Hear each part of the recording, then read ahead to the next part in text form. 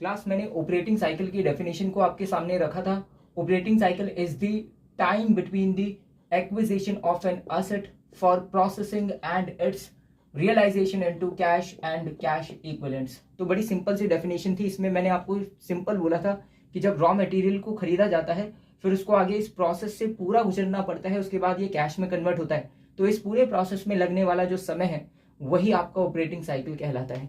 हमने बोला था कि रॉ मटेरियल खरीदा जाता है, उसके बाद उसे फिनिश्ड गुड्स में कन्वर्ट किया जाता है, आगे फिर फिनिश्ड गुड्स को इन्वेंट्री में रखा जाता है, उसके बाद फिर आगे फिनिश्ड गुड्स को सोल्ड कर दिया जाता है, उसे ट्रेड रिसीवेबल्स में कन्वर्ट किया जाता है। ट्रेड रिसीवेबल्स में हमने बोला कि डेटर्स और बिल्स रिसीवेबल्स इनमें कन्वर्ट किया जाता है। फिर उसके बाद डेटर्स और बिल्स रिसीवेबल्स यानी कि दोनों मिलाकर के ट्रेड रिसीवेबल्स बनते हैं, उनसे जो कैश मिलता है इसी को ही, इसमें लगने वाला पूरा समय जो लगता है उसी को ही ऑपरेटिंग साइकिल बोला जाता है ना। फिर हमने फिर से बोल देते हैं कि रॉ मटेरियल को इस पूरे प्रोसेस में लगने के बाद कैश में कन्वर्ट किया जाता है, तो इसमें लगने वाला जो समय है उसी को ही ऑपरेटिंग साइकिल कहा जाता है।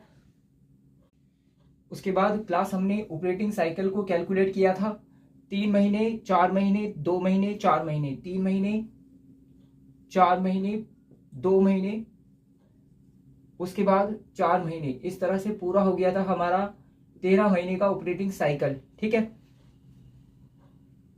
नेक्स्ट मैंने क्वेश्चन लिया है यहाँ पर current liabilities and non current liabilities यहाँ पर बताना है। ट्रेड पेबल्स दिए हुए हैं, ऑपरेटिंग साइकिल है, एक्सपेक्टेड पीरियड पेमेंट हमारे पास है। ठीक है। अब current liabilities non current liabilities को चेक करने के लिए क्या करना है, ऑपरेटिंग साइकिल अगर बड़ा है पेमेंट पीरियड से तो सीधा लगाओ करंट लाइबिलिटीज।